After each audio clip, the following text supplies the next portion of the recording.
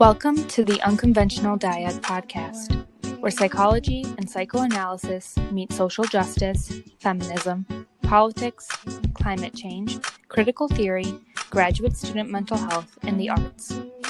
Your hosts are Carly and Laura, two graduate students and friends committed to bridging the gap between the field of psychology, social issues, and society. Thank you for joining us.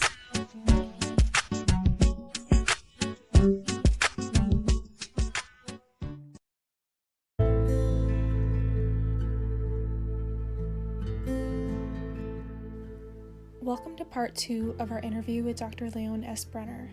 Today, we discuss Dr. Brenner's book, The Autistic Subject, on the Threshold of Language. In the episode, we talk about his argument that autism is a singular subjective structure, not reducible to psychosis.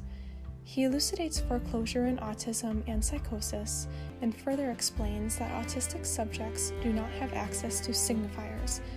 The early foreclosure for the autistic subject provides a different mode of access through signs, the basic linguistic unit. At the end of the episode, we talk briefly about society's social effect on how autism unravels or causes many people to find refuge in rejection, though Dr. Brenner does not engage with this question directly in his book. Dr. Brenner believes autism is a distinct mode of subjectivity and distills his argument in his book in a thorough, accessible way.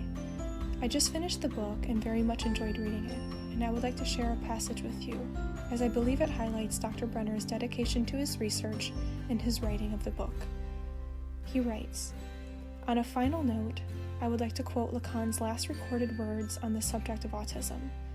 While attending a seminar in Geneva in 1975, Lacan responds to a curious practitioner who inquires about the meaning of autism in the context of the talking cure, and wonders if psychoanalysts have anything to say to autistic subjects at all.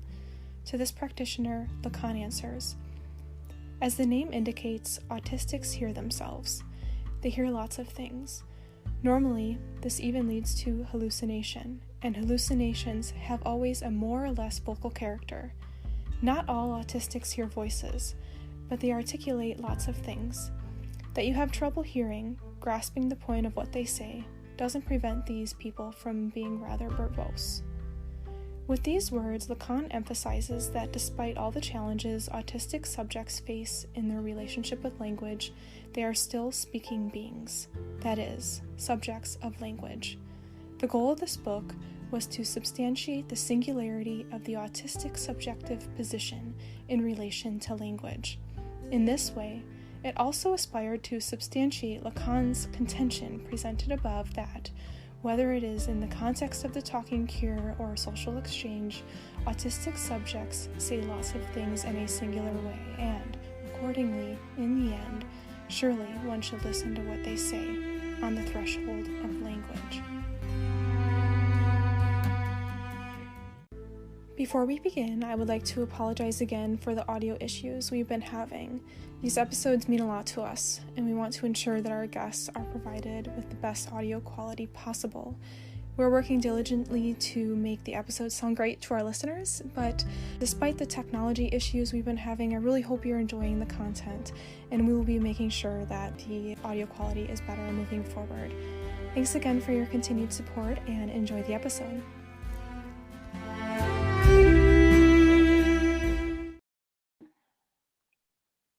Welcome back to another episode of the Unconventional Dyad podcast. I am really thrilled to get a chance to talk about your book today. Your book was published in 2020, and it is called The Autistic Subject on the Threshold of Language. And I thought that we could talk a little bit today about the book and maybe how some of your research and the theory that you're using for your research can be applied to working with subjects with autism. So yes, the book is a product of the last 5 years that I've been working on the subject of autism. And interestingly enough, I've been doing this not in the psychology department, but in the Department of Philosophy and Psychoanalysis.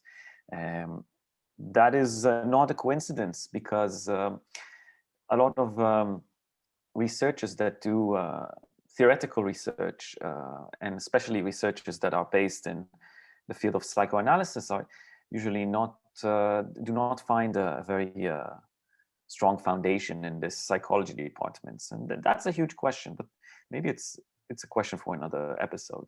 But this is where I worked from on the book, and trying to develop a different perspective on autism, which is more, I think, theoretically informed and more sensitive to this notion that we talked about last week of subjectivity.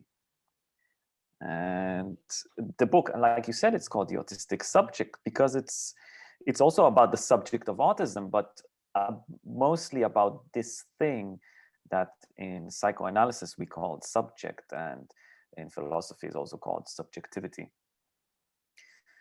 The main goal of the book, quite surprisingly, is to distinguish autism as a distinct mode of subjectivity. Now, last week we spoken a little bit about the distinction between neurosis, perversion, and psychosis.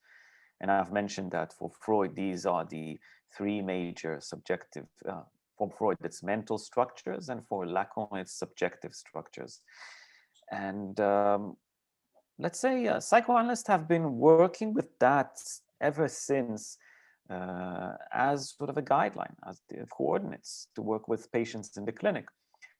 Today, we see some other categories, for instance, like borderline personality disorder, which are not psychoanalytic categories, right? So they're not so much categories of subjectivity. But when we remain in the field of subjectivity, this is where we have to find ourselves. And autism itself was, from the beginning, was thought to be a form of psychosis.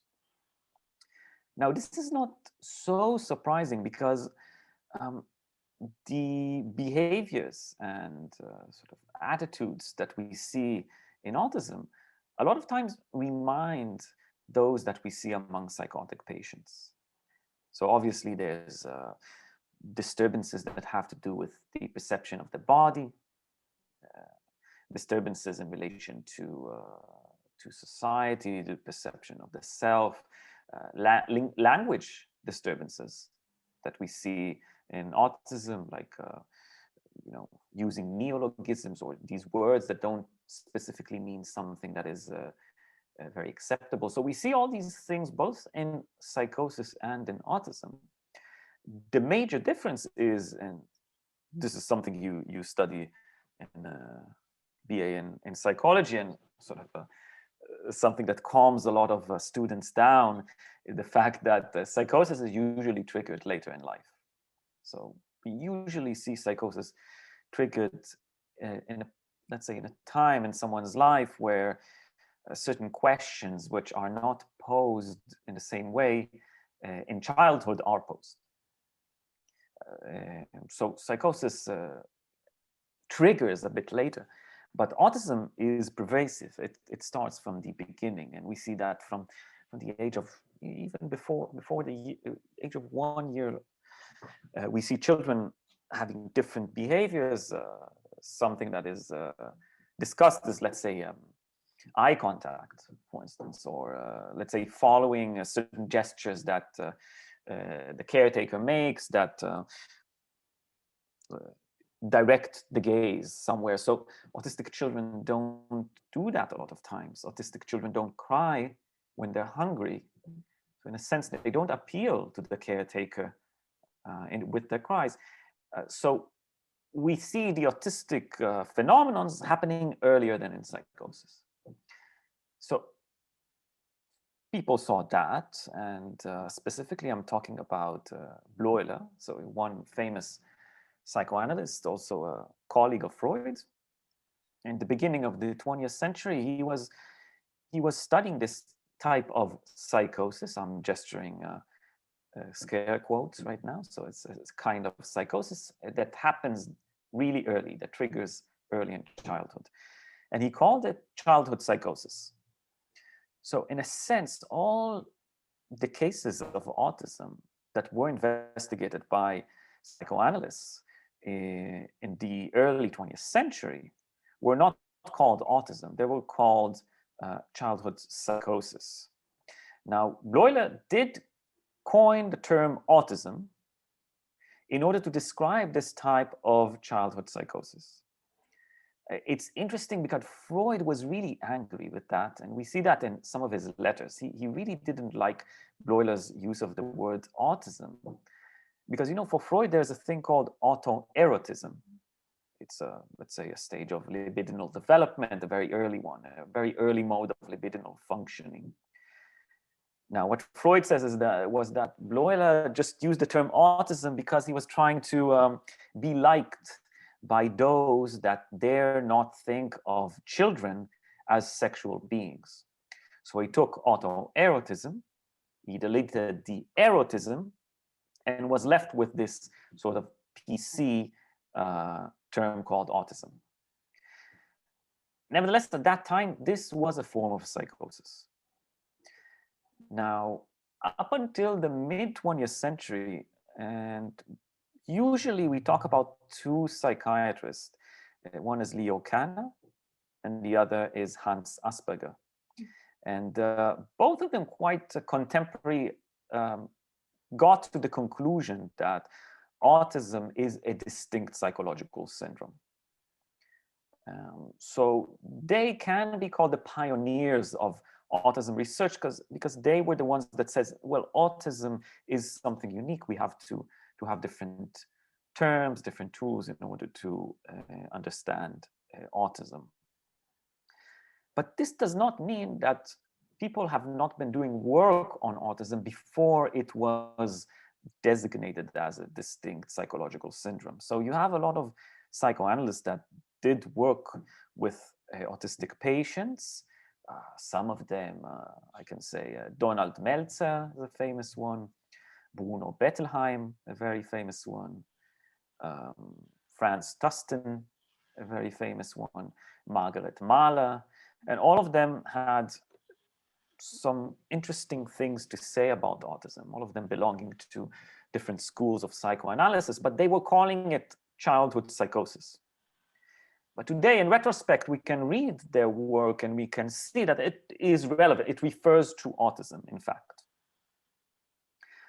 Now, in the school of psychoanalysis, this sort of fixation on the term childhood psychosis still remains today. And I mean, even among very contemporary scholars, and even in the Lacanian field, the Lacanian school, which I belong to, also there are many people that still view autism as a form of psychosis. There are several types of psychosis, for instance, paranoia, schizophrenia, megalomania, mania, and they put autism there in that sort of field, and they say, well, autism is a form of psychosis, and they provide some compelling arguments to support that. Now, the book is, first of all, an attempt to, let's say, to extract autism from this study of psychosis and provide a coherent argument that demarcates it as a distinct psychological syndrome, or in psychoanalytic terms, as a distinct mental structure or subjective structure. Right? So this is what the work does from the beginning to the end. So this is the major argument that the book progresses in an attempt to support the claim that autism is a singular subjective structure that is not reducible to psychosis, nor to the other subjective structures that Freud and Lacan were talking about. So this is the novelty in the book. And in the Lacanian school, it's one of the first attempts to do so in general, but especially in the English language. As you know, most texts are written in French or in Spanish. There's a huge Lacanian community in South America. So there's a lot of super interesting work done on autism and generally in French and Spanish. But one of the major goals for me as well was to take this inspiring field and inspiring perspective on autism and bring it to the English-speaking world. Can you share a little bit about how you see those structures differing? Maybe the structure of someone with autism and the structure of someone with psychosis or a psychotic disorder. How would you describe the differences between those structures? Yeah, so this is a huge segment of the book, which really goes into details. And if any of your listeners are interested, you can find whatever I will try and say today in more simpler terms, in much more intricate and complex terms.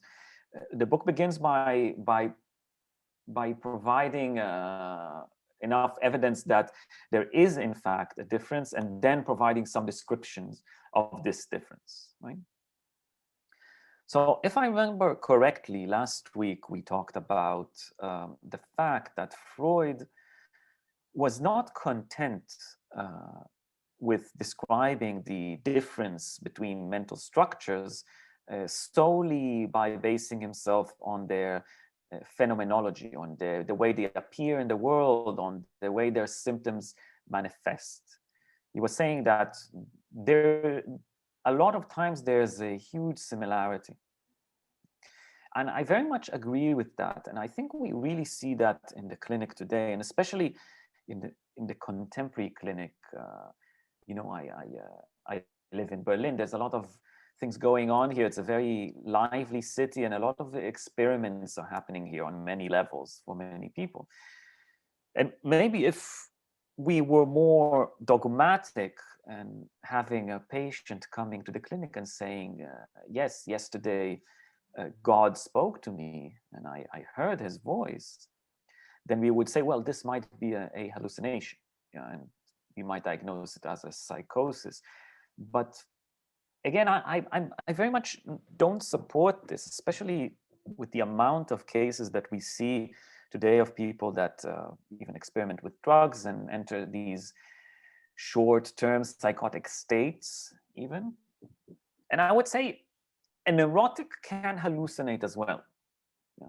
There will be a difference between a neurotic hallucination and a psychotic hallucination. Of course, that's absolutely true. Nevertheless, a hallucination can occur. So I can just give you this simplified example by saying that a psychotic patient might say, God spoke to me yesterday and he told me I'm his messenger and I need to do this and that. While a neurotic would say, well, God spoke to me yesterday, but what did he want from me? Does he think I'm his messenger? Right? So you see, there's a difference here in the nature of the hallucination, while there is a hallucination in both cases. So we have to understand what is the cause for this difference. And the cause for this difference is what we can say, the cause for the difference between different mental structures or subjective structures. And last week, I briefly mentioned the fact that Freud said that this cause is a psychic mechanism that sort of sets everything in place in the mind. So we can think about it from a different perspective and then get a little deeper into what I'm trying to say. So a lot of psychoanalysts talk about this term fixation. Right? You hear this, and Freud did talk about this specifically in relation to something that he called primal repression. But Freud said that at a certain point in the development of the sexual drives, a drive stops in its development and is fixated in a specific mode of operation. Right? This specific fixation holds the, let's say, the functioning of the drive apparatus in place and repeats itself through life and manifests itself through our adult life and in many, many different things that we do.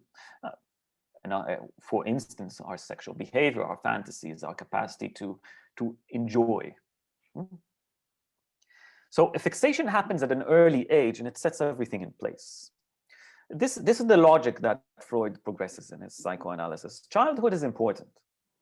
Something happens in childhood which organizes the system in such a way that it functions like this from then on.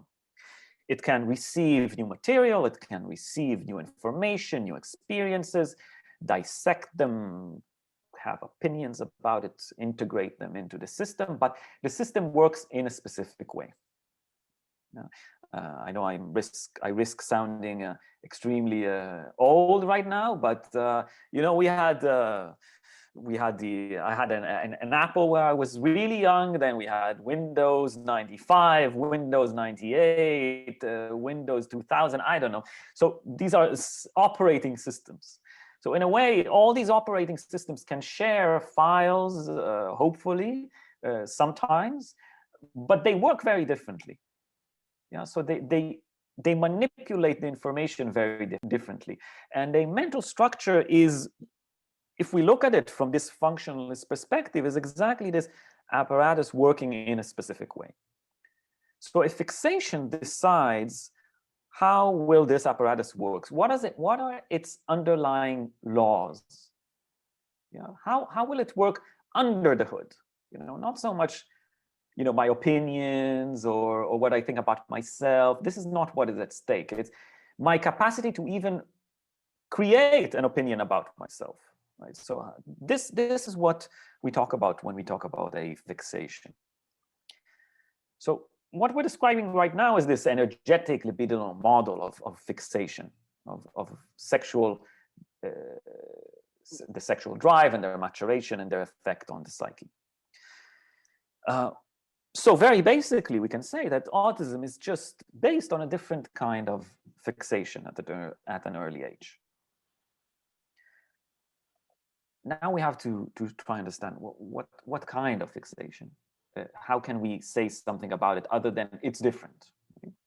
So Freud did discuss the fact that each mental structure corresponds to a different mechanismic cause. And we said repression is the cause of neurosis, disavowal is the cause of perversion, and rejection is the cause of psychosis. This is with Freud, with some reservation because he was not so sure about perversion and psychosis.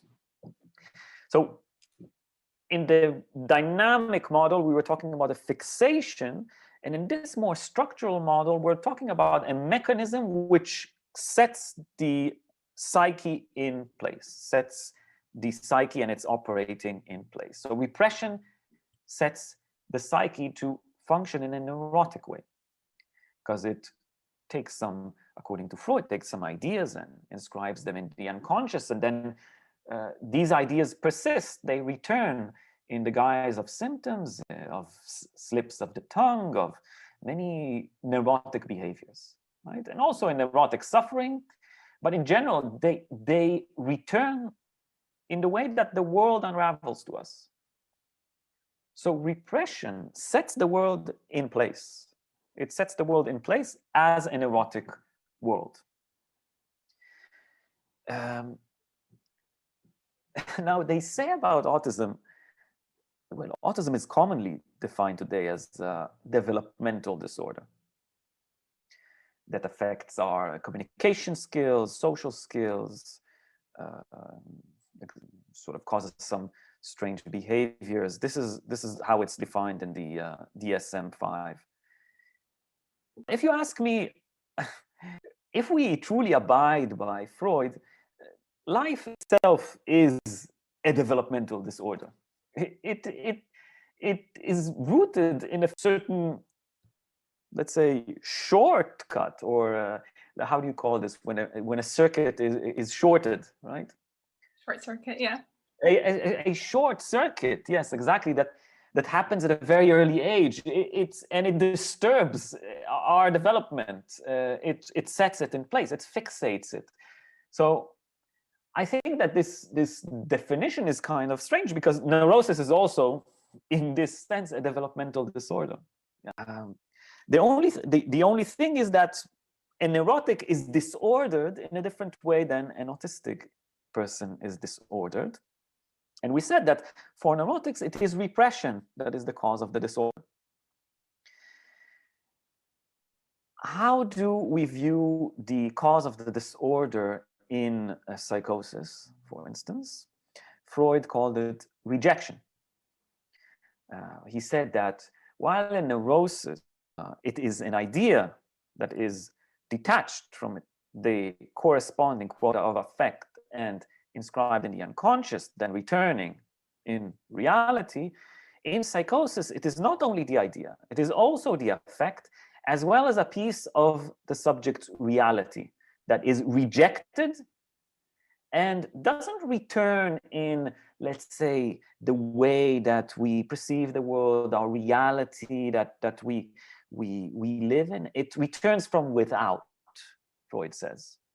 What is rejected from within returns from without.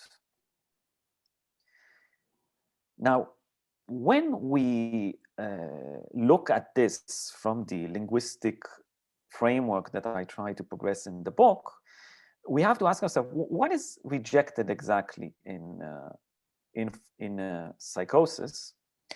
And again, this is where I'm risking being a bit more complex. What Lacan, in a way, says about repression, that the repression that is more fundamental, that sets the psyche in place, is that what it congeals, let's say, in the psyche is a certain set of laws and rules that determine the way the psyche operates when it handles bits of reality. And bits of reality for Lacan are bits of language. Now we have to understand that language here is not like we would call English. English is a natural language, but when Lacan says the word language, it's much more complex or much wider definition.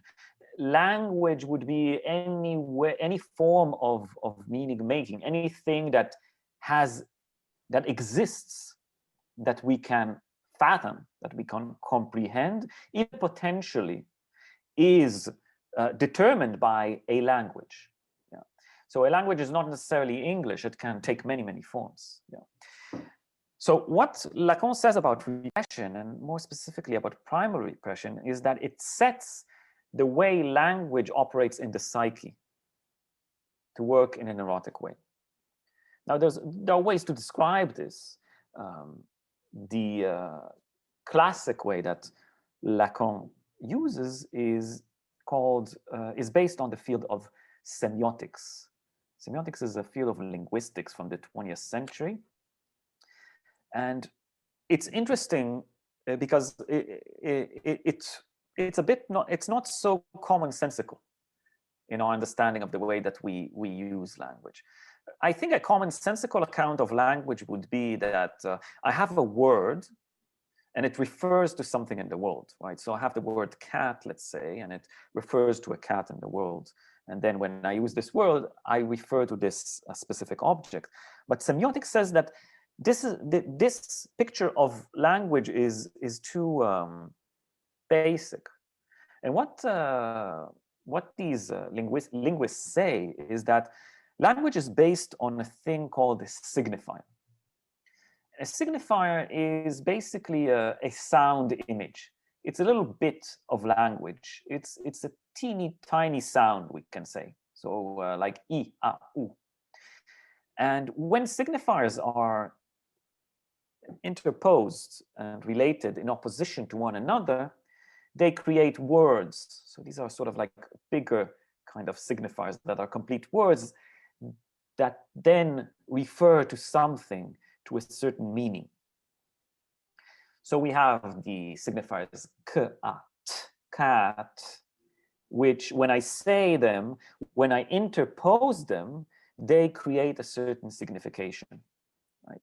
So it's not that the signifier refers to some meaning. No, a signifier is empty. A signifier can only refer to another signifier. But when a group of signifiers is interposed one to another, then we can create meaning. Meaning is created in the mind. Yes? And this makes a lot of sense because languages change in history, and the use of different words changes, and words change, and their sound changes, but then they sometimes refer to the same thing, or they refer to different things. So we see this level of signification, of meaning, and the level of signifiers, of these sound images, these sound bits, and they're not interlocked. They're just like in specific periods in history, there's a certain correspondence created between this level of the signified, of meaning, and the level of signifiers, of these units of language. Now, what basically we can say about neurotic people is that through repression, we gain a certain access to this field of signifiers, which has a certain consistency and is set in place in our mind in a way that we can use signifiers, interpose them, learn language in this way, and then convey meaning, and in this way interact with each other, but also in this way create a world that is meaningful. Yeah, because I don't have to speak to someone in order to speak to my let's say language partner, because even when you're Robinson Crusoe on a deserted island, there is an other you speak to. Yeah. So in neurosis, language operates in a certain way that signifiers are interposed into one another, and they create meaning in the world. And this provides us with a certain consistency to a reality which enables us to have chats, to have science, to create art, to create politics, to love each other and have families. I don't know. It's a pretty good system. It's not the only one, and this is something that's important to remember. There are many ways to construct the reality, but this is the neurotic way, and it works. It works pretty good, pretty well. Yeah, as you see right now, we can talk.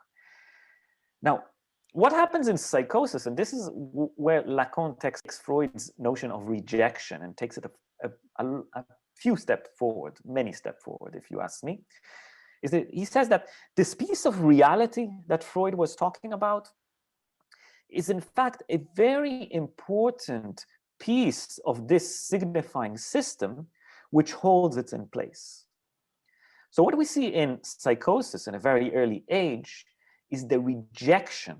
And Lacan used another term to describe it. He used the term foreclosure. Yeah.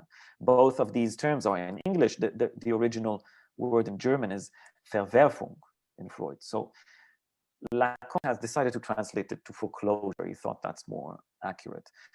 So I'll use this word from now on instead of rejection. So what happens in psychosis in an early age is that some piece in this signifying system that we see in neurosis is foreclosed. And in this sense, the system functions differently. Right? So what is this exact piece of reality, of linguistic reality that is foreclosed?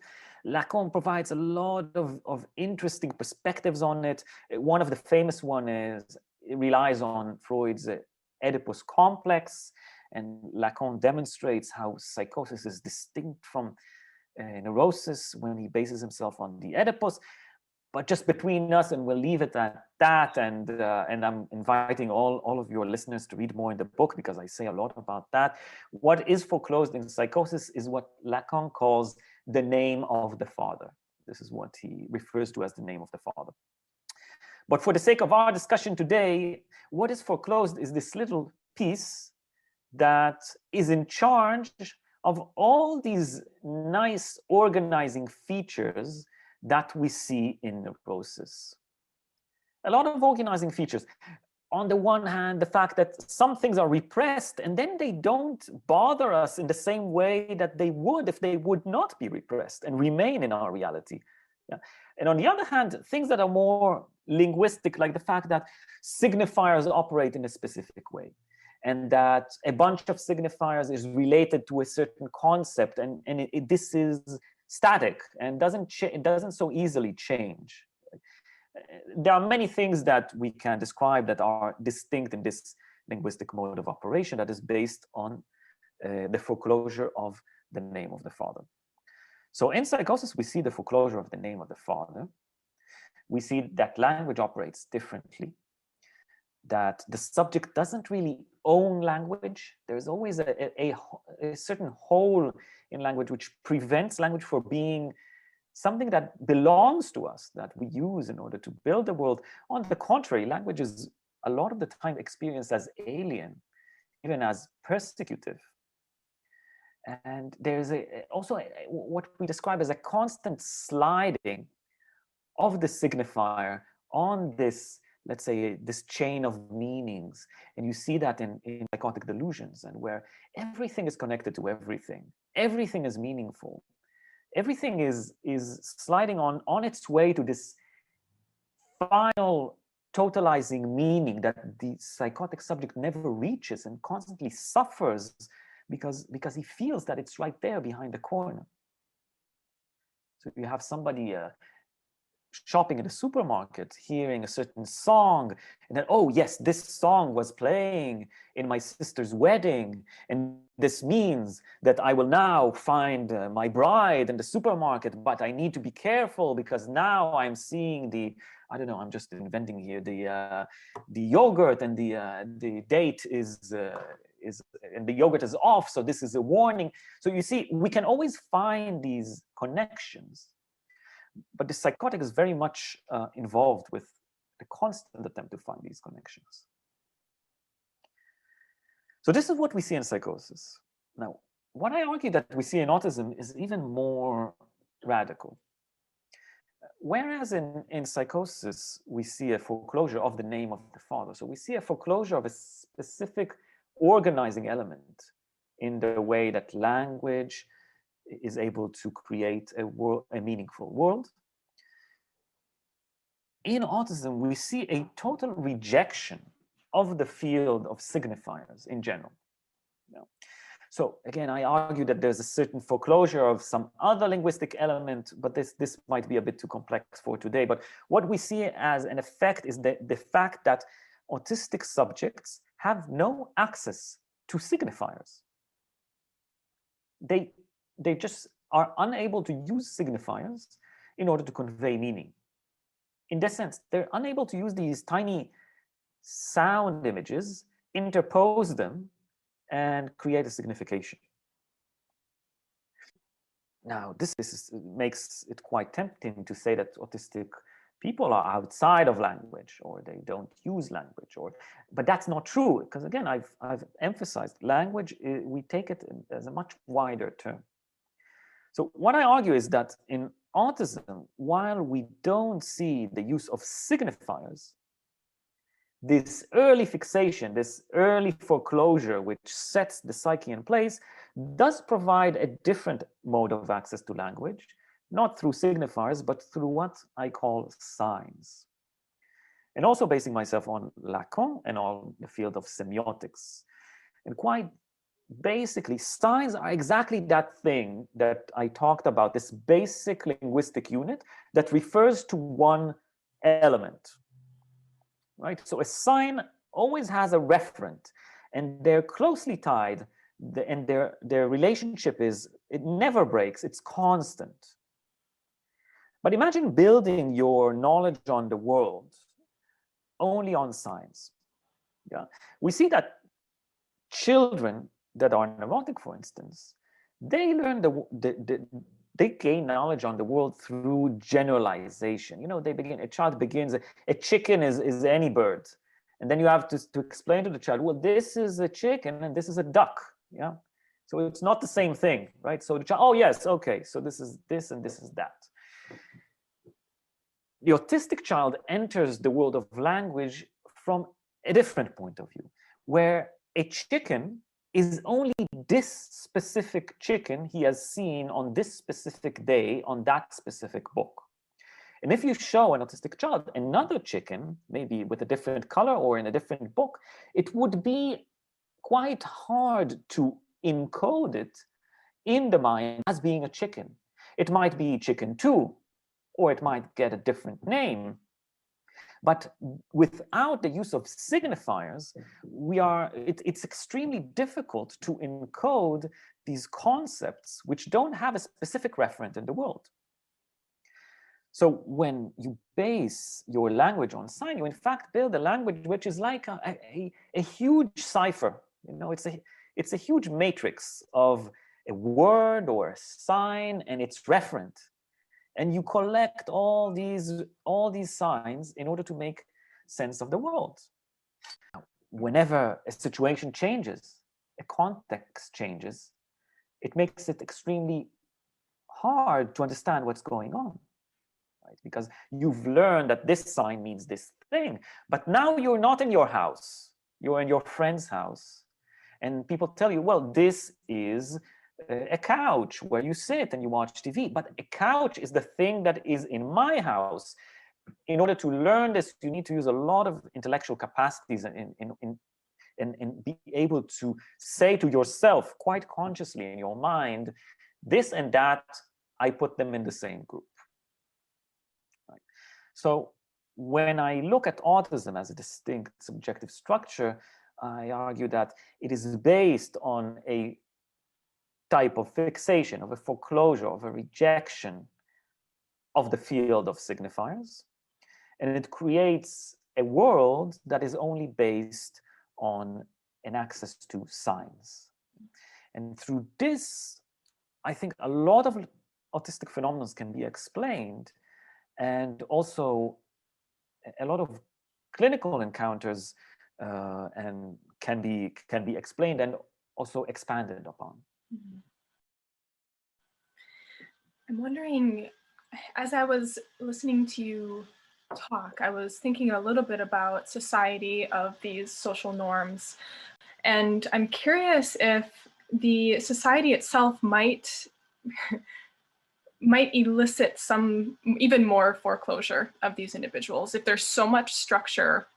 And I'm just really curious about, a society, this hierarchical society. I'm wondering how that might influence the rejection of these signifiers. Yeah, it's a very good point, and I think your question is quite spot on, because the clinic has changed in the last century since Freud. Things change, the subjectivities change, and they're affected by the way that society functions. A thing that I say quite a lot, there is a category which I find quite useful in the Lacanian school. It is called ordinary psychosis. For Lacan, psychosis is structured early on, but is triggered later in life. So you are structured as a psychotic because there is a foreclosure of the name of the father. You have your life as quite regular person, maybe with some quirks, with some things that you don't understand, that you find ways to overcome. And at a certain point where society expects you to define yourself, to answer some major existential questions, this lack of this organizing principle causes you a lot of problems and puts you at risk of triggering your psychosis and causing a destabilization in your world, in your world that you've structured so far. Now, this is a social outcome. It's due to the fact that you are expected to answer these questions at a certain age. In Berlin, for instance, it's a very, let's say, open-minded city. And at least to my opinion, I think we see here in Berlin many more people that are psychotic, but are not triggered.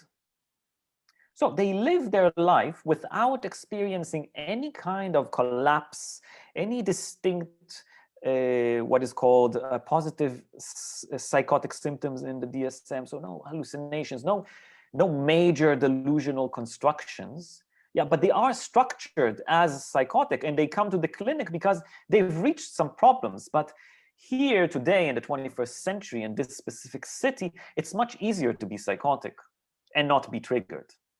Right? So yes, absolutely. I think there is an effect, a social effect on the way that autism unravels.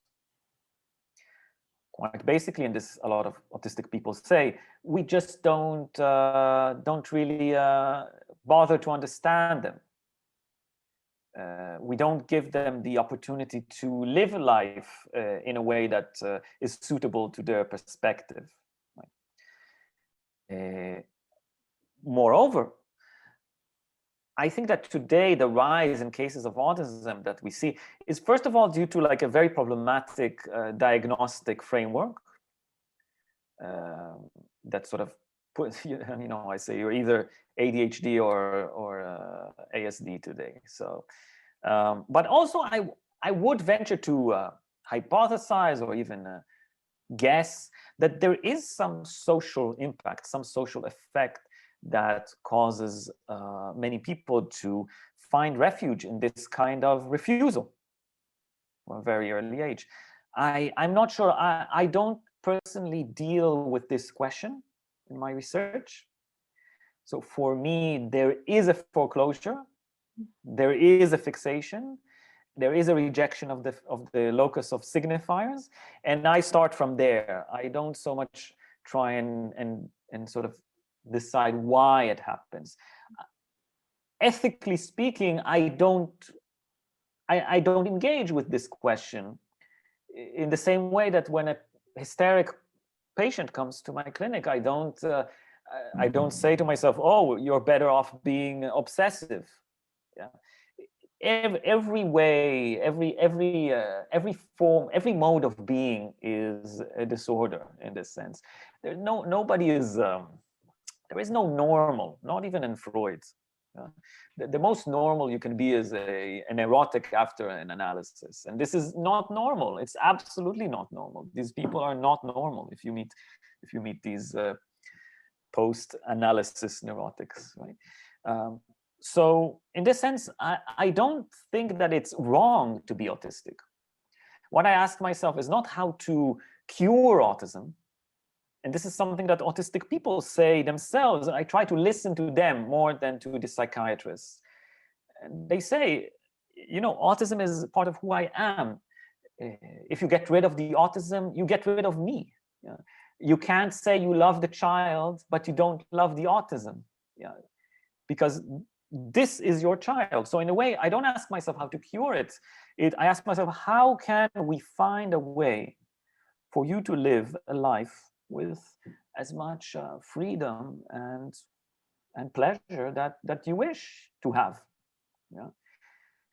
So the question of the cause of autism is interesting to me up to the point where I can use it in order to build some models through which I can help autistic people to find this kind of satisfaction in life. Yeah, and not so much to find this cause and eradicate it in this sense. Yeah, this is not my occupation. Some other people are working on it. Yeah, with of course without my personal agreement, but a lot of people are working on that in the field of biology and brain physiology, but this is not something that's part of my perspective or research. Mm-hmm.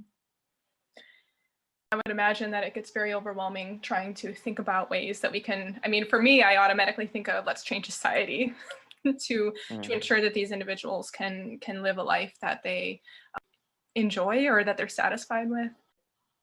It's extremely important what you're saying, and many people work on that, and I'm a great supporter of working on changing schools, changing parents, like working with parents, etc. But then I'm asking, what can psychoanalysis do with autism? And yeah, the question of the social is extremely important, because one major goal that you see many times in autism is this complaint: I am out of the social domain, I want to be part of it. I want to gain some recognition. So of course we work with this question, but we work about this question from a psychoanalytic perspective rather than a political one, right?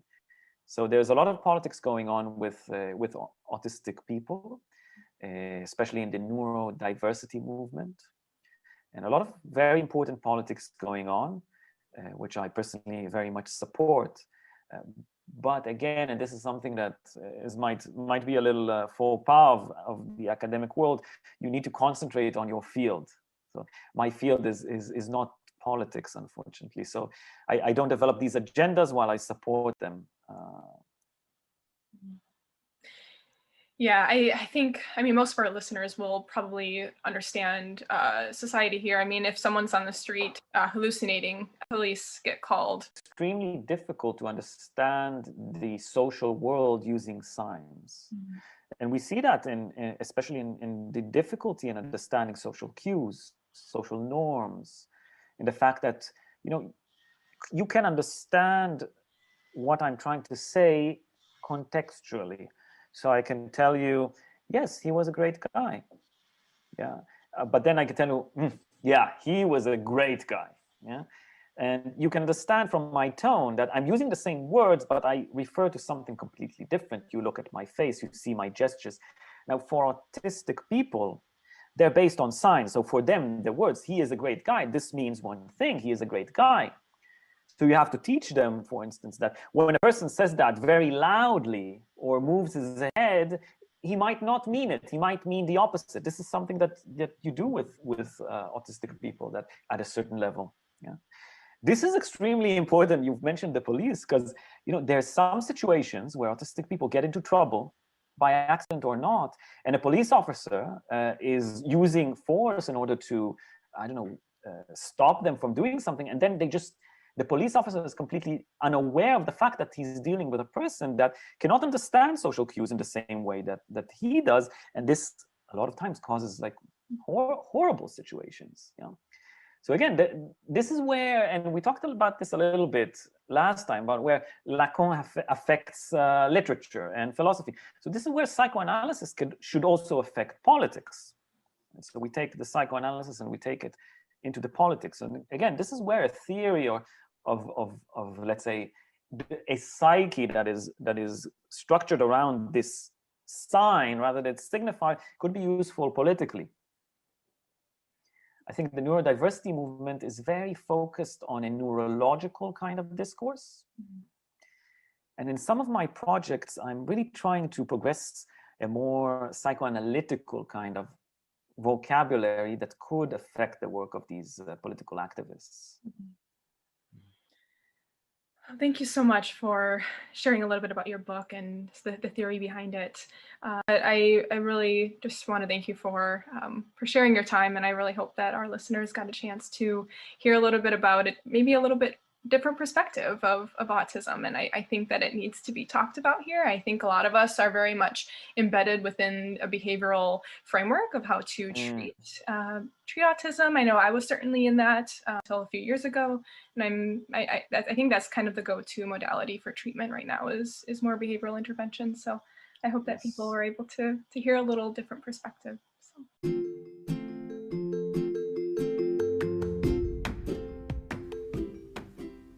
This episode of the Unconventional Dyad podcast is sponsored by Anchor. If you haven't heard about Anchor, it's the easiest way to make a podcast. Let me explain. First of all, Anchor is completely free.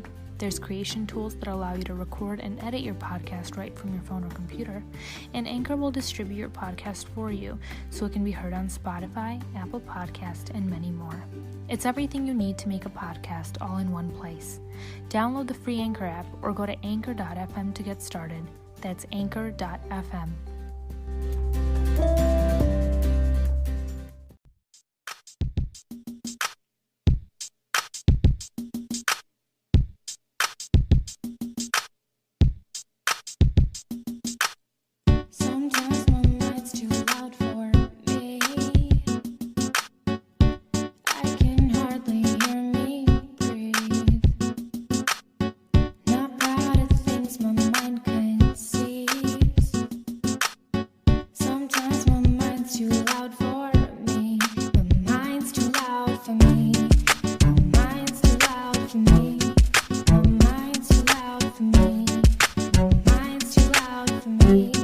my mind.